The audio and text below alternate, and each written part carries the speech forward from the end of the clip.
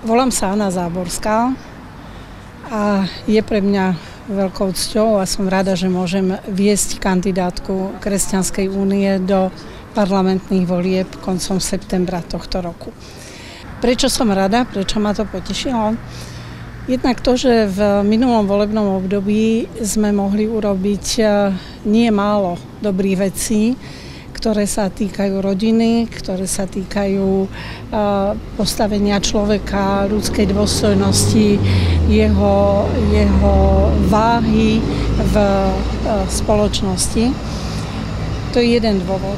A druhý dôvod, keď sme sa zamýšľali nad kandidátkou do najbližších volieb, boli sme prekvapení, že ľudia, ktorí možno sa len tak v skrytosti zaujímali o politiku, sa odrazu ku Kresťanskej únii prihlásili.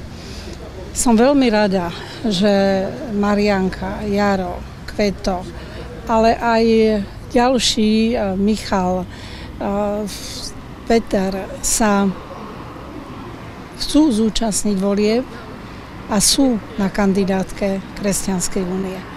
Obyčajne ľudia, ktorí sú na kandidátke a angažujú sa v kampani, tak sú to tí, ktorí majú šancu byť zvolení. U Kresťanskej únie je to inak.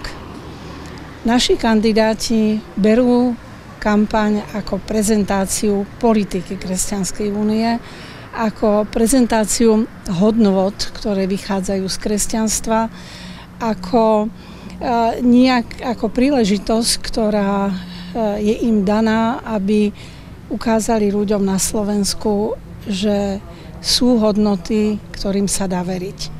Že Kresťanská únia je politická strana, ktorej sa dá veriť.